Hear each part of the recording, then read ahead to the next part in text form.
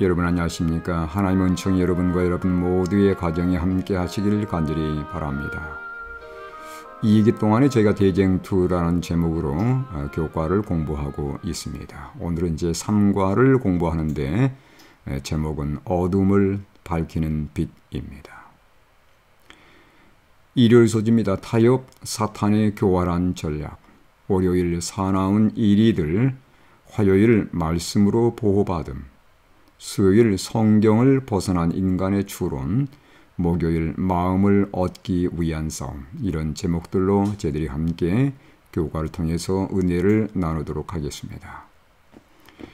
먼저 매일의 교과 요약을 드립니다. 하나님의 말씀은 어둠을 몰아내는 빛입니다. 사탄의 거짓과 미혹을 이기는 길은 우리가 하나님의 말씀을 붙들고 의지하는 것밖에는 없습니다.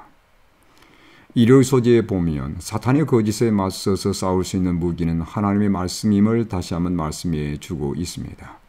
중세 당시 마귀는 성경을 사람들에게서 제거함으로 대신 전통을 따르도록 이끄는 데 성공을 했습니다. 월요일 소재입니다. 바울은 장차 거짓 교사들이 일어나서 불법을 행하며 교회를 미혹할 것을 예언했습니다. 그 불법의 비밀이 바로 하나님의 율법을 변경할 것을 말씀하고 있습니다. 화요일 소지입니다. 성경은 영감의 글로서 우리를 사탄의 미혹이나 거짓에 속지 않게 보호해 주며 또한 오류에 빠지지 않도록 보호해 줍니다. 수요일 소지입니다. 사탄은 성령의 도움 없이도 인간의 이성으로 충분히 성경을 이해할 수 있다고 주장합니다. 성령의 도움 없이 우리는 결코 성경을 올바로 깨달을 수 없습니다. 목요일 소지입니다. 사탄은 사람의 마음을 지배하고자 온갖 노력을 기울이고 있습니다. 왜냐하면 대쟁투의 최대 격전지가 바로 마음이라는 것을 그도 알기 때문입니다.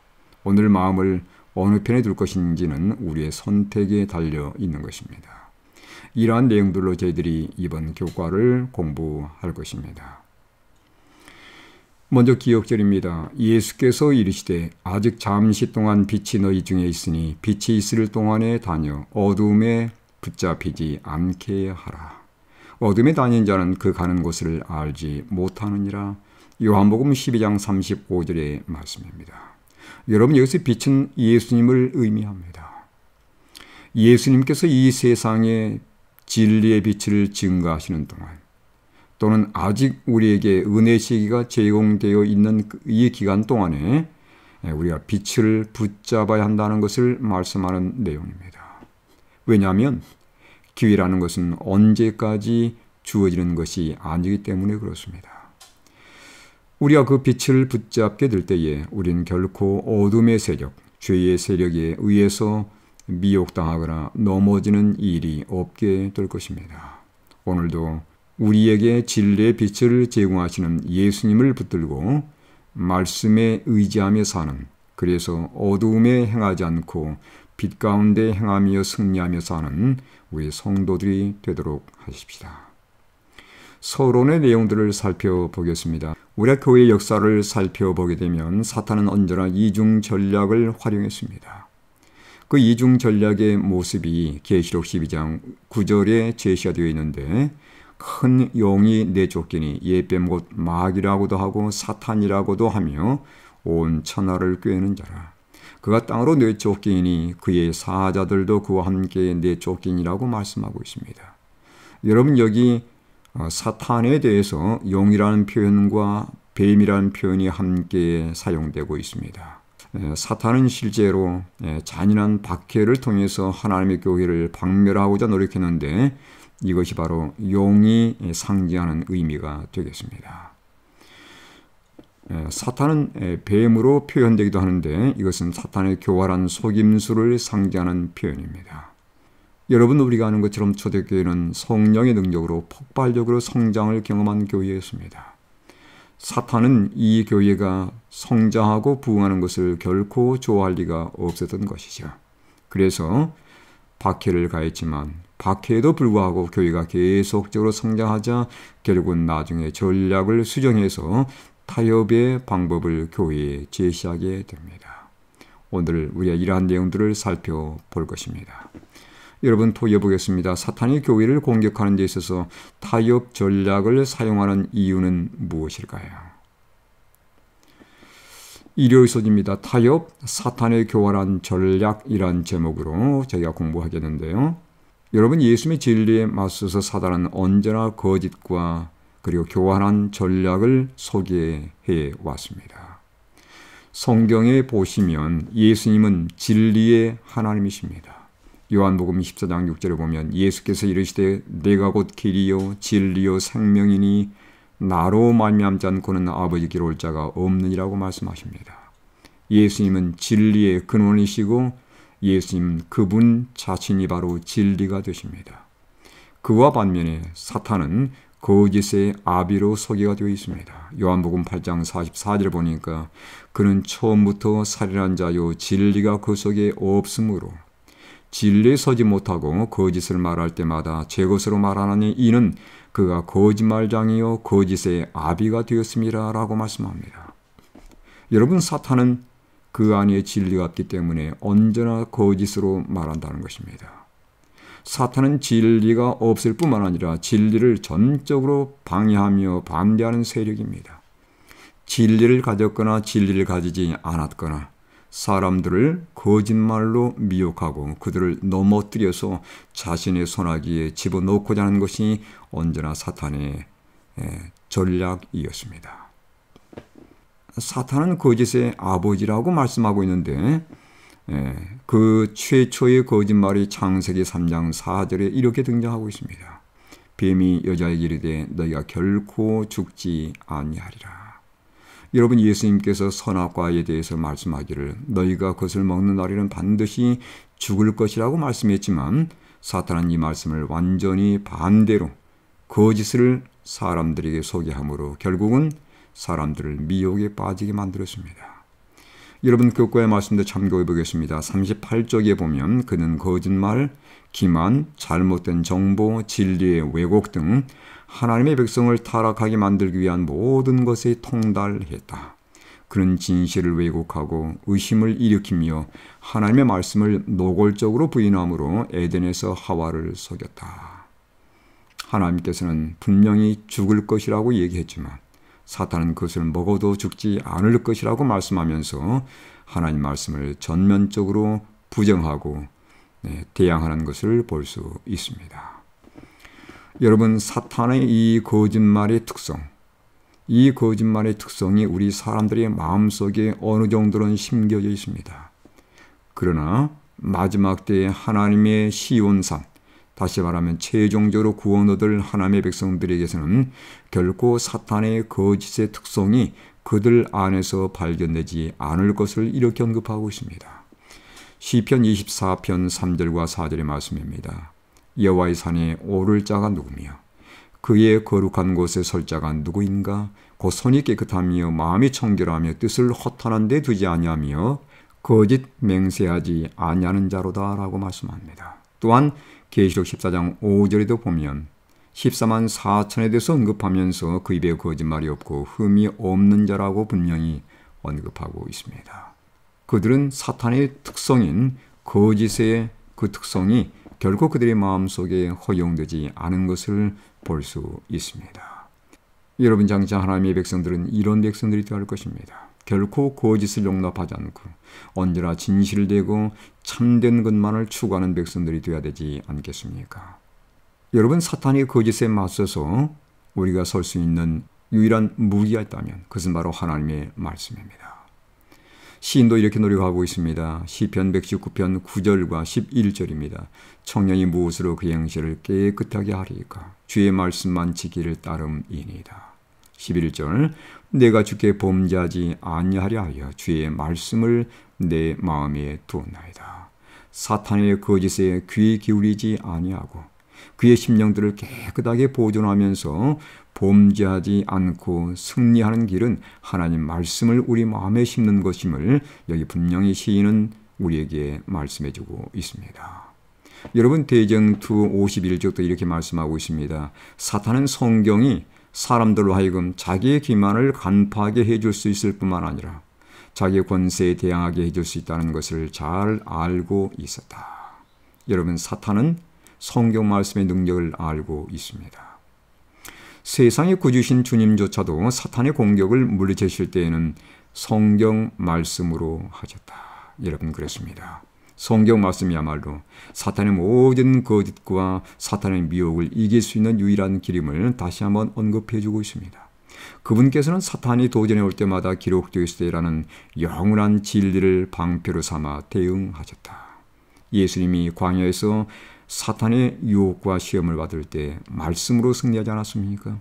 사탄의 모든 암시를 그리스도께서는 성경 말씀의 지혜와 능력으로 대항하셨다. 사탄의 거짓과 사탄의 모든 불법에 대해서 우리가 승리할 수 있는 유일한 하늘의 도구는 바로 말씀이라는 것을 항상 기억하시길 간절히 바랍니다. 사탄은 이것을 알고 있습니다. 그래서 끊임없이 사람들에게 타협을 제시하고 말씀을 가까이 하지 못하도록 방해하는데, 그 한 예를 중세 로마 교황권의 세력에서 볼 수 있습니다. 여러분, 대정토 51조도 이렇게 말씀하고 있습니다. 사탄이 사람들을 마음대로 지배하고 찬탈적인 법안권을 세우려면 반드시 사람들을 성경에 대하여 무지하게 만들어야 할 것이었다. 성경을 가까이 대하지 못하게 만들 때 사탄은 언제든지 자신의 방법대로 사람들을 지배할 수 있고 유도할 수 있다는 것을 여기 말씀하는 내용입니다. 실제로 1229년 툴루즈 회의에서 로마 교황권은 신자들이 성경을 소유할 수도 없고 읽을 수도 없으며 각국어로 번역할 수 없다는 성경 금지령을 내렸습니다. 이렇게 함으로써 사람들은 어떤 결과를 맞게 되냐면 인간의 전통이 성경보다 위에 올라서는 해프닝이 일어나게 된 것입니다. 이것은 역사적인 비극입니다. 여러분, 우리가 중세 시대를 왜 암흑 시대라고 부르냐면 하나님 말씀이 제거되어 버렸기 때문입니다. 그러면서 교황권이 온 세상을 지배하고 교황권으로 말미암아 모든 분야가 어두워진 그 시대가 바로 중세 시대가 되겠습니다. 말씀이 사라질 때 세상은 흑암으로 쌓인다는 것을 다시 한번 증거해주는 하나의 역사적인 사건이 되겠습니다. 또 이어보겠습니다. 교회에서 말씀보다 전통을 앞세우는 경우들이 많습니다. 우린 교회로서 전통을 어떻게 취급해야 할까요?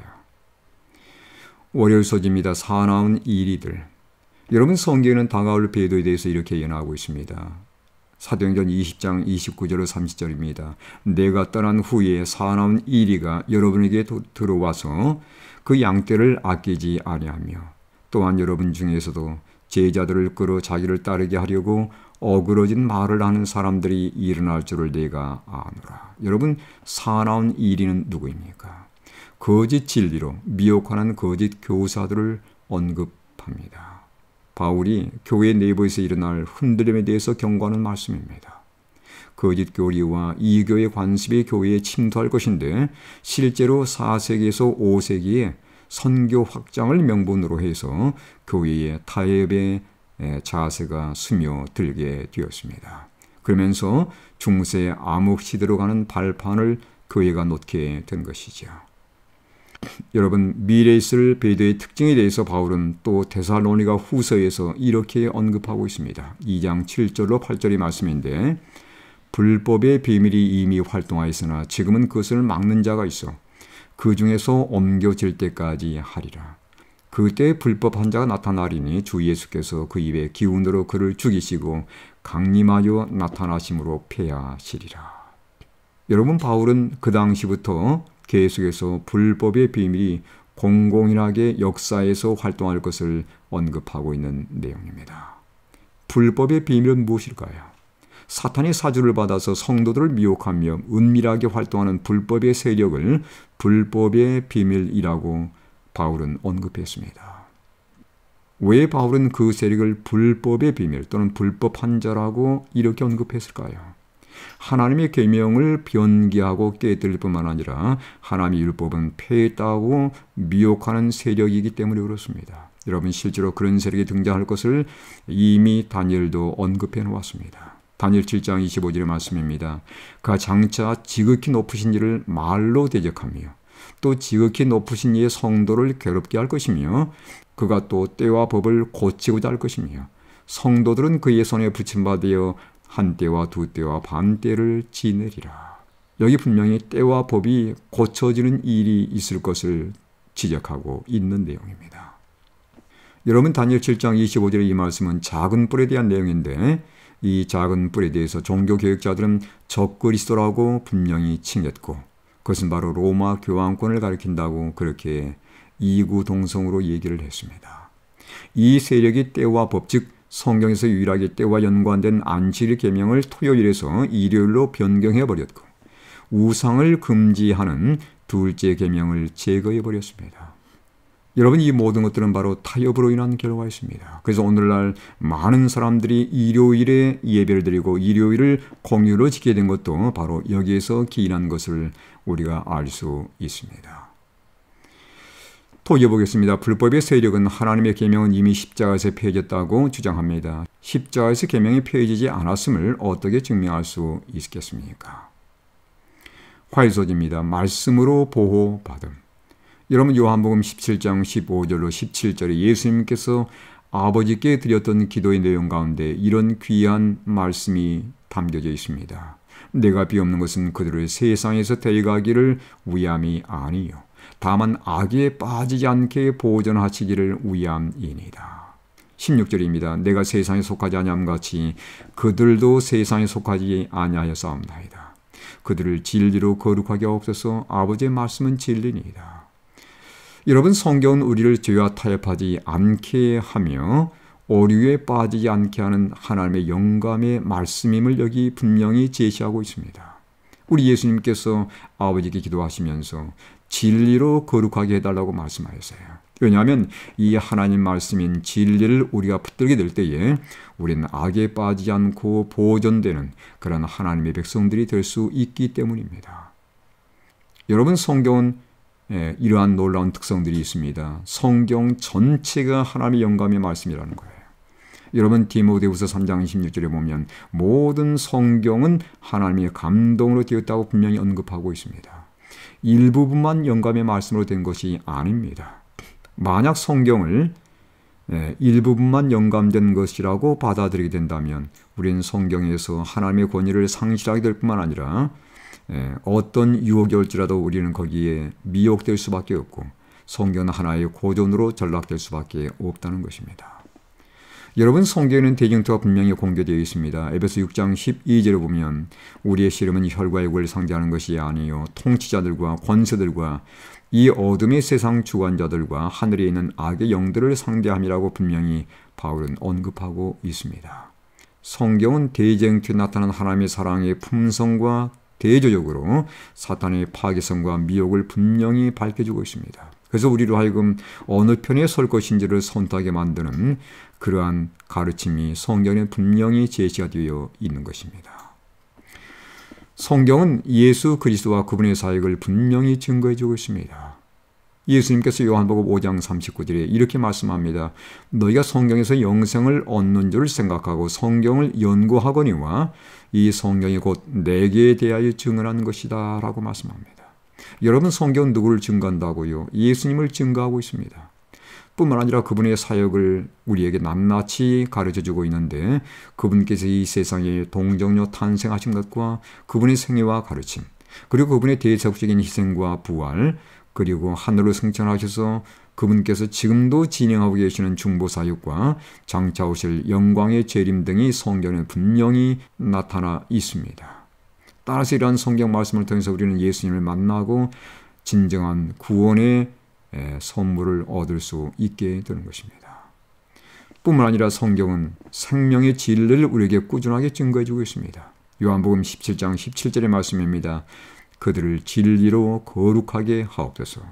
아버지의 말씀은 진리니이다. 그렇습니다.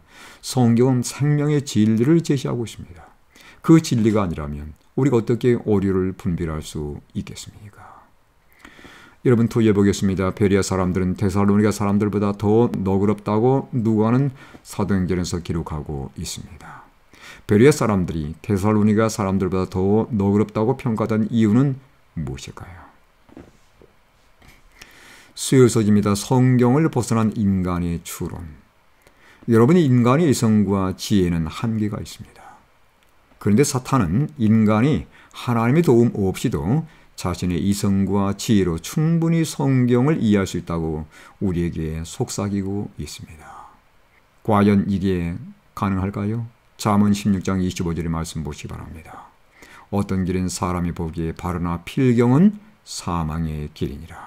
사람의 이성과 지혜로 우리가 올바른 길을 선택할 수 있다고 생각하지만 그 길은 자칫하면 사망의 길일 수 있다는 말씀입니다. 사사기 21장 25절의 말씀입니다. 그때 이스라엘의 왕이 없으므로 사람이 각기 자기의 소견에 옳은 대로 행하였더라. 여러분, 그 결과 그 시대는 정말 혼돈의 시대가 될 수밖에 없었습니다. 이사야 53장 6절에 보면 우린 다 양 같아서 그릇 행하여 각기 제 길을 왔거늘 여호와께서는 우리 모두의 죄악을 그에게 담당시키셨다. 여러분, 사람들이 각기 자신이 옳다고 생각한 그 방식대로 행한 결과는 무엇이었습니까? 바로 죄악의 길로 빠져들게 된 것입니다. 각기 제 길은 죄악의 길이라는 것을 성경은 분명히 지적해 주고 있습니다. 여러분, 따라서 인간의 이성과 지혜로 성경을 해석하려는 시도는 정말 위험하다는 것을 이 성경 말씀들을 통해서 우리가 분명히 볼 수 있게 됩니다. 인간의 이성만으로 그리고 인간의 지혜로 성경을 이해하려는 것에 대해서 사도는 이렇게 경고하고 있습니다. 베드로후서 1장 20절 21절의 말씀입니다. 먼저 알 것은 성경의 모든 예언은 사사로이 풀 것이 아니니 예언은 언제든지 사람이 뜻으로 낸 것이 아니요 오직 성령의 감동하심을 받은 사람들이 하나님께 받아 말한 것이니라. 어떻게 풀지 말라고 말씀했습니까? 인간의 견해로, 인간의 이성으로, 인간의 어떤 이해를 가지고 성경을 풀어서는 안 된다는 것입니다. 왜 그렇습니까? 성경 전체는 하나님의 영감으로 기록된 것이고 성령께서 주신 하나님의 말씀이기 때문에 인간의 이성으로는 결코 성경을 올바로 이해할 수 없다는 것을 말씀해 주는 내용입니다. 여러분, 교과 44쪽의 인용문을 참고해 보겠습니다. 사탄의 가장 성공적인 속임수 중 하나는 성령의 도움이나 하나님의 말씀에 대한 이해 없이 인간의 이성만으로 하나님의 뜻을 충분히 이해할 수 있다고 믿게 만드는 것이다. 우리가 보기에 또 모든 사람이 옳다고 여기는 방법이라도 하나님의 눈에는 완전히 잘못된 방법일 수 있다. 여러분, 성경을 결코 인간의 이성으로 풀 수 없다는 것을 지적해주는 분명한 말씀입니다. 여러분, 성경은 하나님의 영감이 걸리기 때문에 성령의 도우심 없이는 결코 성경을 해석할 수 없다는 것을 여기 분명히 이해할 수 있기를 간절히 바랍니다. 성령의 감동으로 기록된 하나님의 말씀. 그래서 우리는 성경을 연구할 때 언제나 성령의 도우심을 절대적으로 구해야 된다는 사실입니다. 그리야 사탄이 파놓은 함정에 결코 빠지지 않게 될 것이고 곁길로 나가는 일이 없게 될 것입니다. 여기 요한복음 14장 26절에 성령에 대한 약속을 다시 한번 마음속에 새겨보시길 바랍니다. 보혜사 곧 아버지께서 내 이름으로 보내실 성령, 그가 너희에게 모든 것을 가르치고 내가 너희에게 말한 모든 것을 생각나게 하리라. 그렇습니다. 성령께서 성경을 기록하게 하셨고 지금도 하나님께서는 성령을 우리에게 보내주셔서 하나님 말씀의 깊은 오묘를 깨닫게 해주신다는 것을 약속해 주신 말씀입니다. 교회정은 5권입니다. 331쪽에 이렇게 기록되어 있습니다. 귀중한 진리의 보석을 가진 성경은 학자만을 위하여 기록되지 않았다. 오히려 그것은 평범한 사람들을 위하여 마련되었다. 성령의 도움을 받은 평범한 사람들이 성령의 도움을 받아서 하는 해석이 예수님 안에 있는 그대로의 진리와 가장 조화를 이루게 된다. 여러분, 학자들의 해석이 중요한 게 아닙니다. 정말 중요한 것은 그 사람이 어떤 학력이 없고 어떤 지식적인 배경이 없을지라도 겸손하게 하나님께 도움을 구하며 성경을 연구할 때에 하나님께서는 그들을 통해서 하나님의 기별이 온전히 이해되게 만들고 그들을 통해서 하나님 말씀이 증거되게 한다는 것을 여러분 이 영감의 말씀에서 다시 한번 깨닫게 되기를 간절히 바랍니다. 여러분, 성경 해석 원칙이 있습니다. 성경은 반드시 성경과 함께 비교해서 연구해야 한다는 것이죠. 뿐만 아니라 성령의 도움을 간절히 구해야 한다는 것입니다. 그리할 때 학식과 학력에 상관없이 우리는 성경 연구를 통해서 하나님께서 우리에게 주시고자 하시는 진리의 빛을 반드시 발견하게 되는 것입니다. 토기해 보겠습니다. 성경은 성령의 영감으로 기록된 하나님의 말씀입니다. 성경을 연구할 때 인간의 이성으로만 해석한다면 어떤 문제점에 부딪히게 될까요? 목요일 소지입니다. 마음을 얻기 위한 싸움. 여러분, 대쟁투의 격전지는 우리의 마음입니다. 우리의 마음속에 하나님 말씀이 들어있으면 우리는 대쟁투에서 온전히 승리할 수 있지만 하나님 말씀에 귀 기울이지 않냐고 인간의 이성만으로 우리가 살아간다면 우리는 사탄에 의해서 분명히 점령당하게 될 것입니다. 여기 보시기 바랍니다. 우리는 마음으로 믿어서 구원을 얻고 마음으로 죄를 짓기도 합니다. 이것은 뭐냐면 마음이 얼마나 중요한지를 우리에게 가르쳐주는 내용입니다. 고린도후서 4장 4절입니다. 사탄도 이것을 알고 있습니다. 그 중에 이 세상의 신이 믿지 아니하는 자들의 마음을 혼미하게 하여 그리스도의 영광의 복음의 광채가 비치지 못하게 함이니 그리스도는 하나님의 형상이니라. 여러분, 사탄도 알고 있습니까? 그래서 사탄은 사람들의 마음을 어둡게 만들고 혼미하게 만들어서 하나님의 진리를 그들의 마음속에 심지 못하게 방해하는 것이에요. 사탄은 지금도 사람들의 마음을 지배하기 위해서 온갖 노력을 기울이고 있습니다.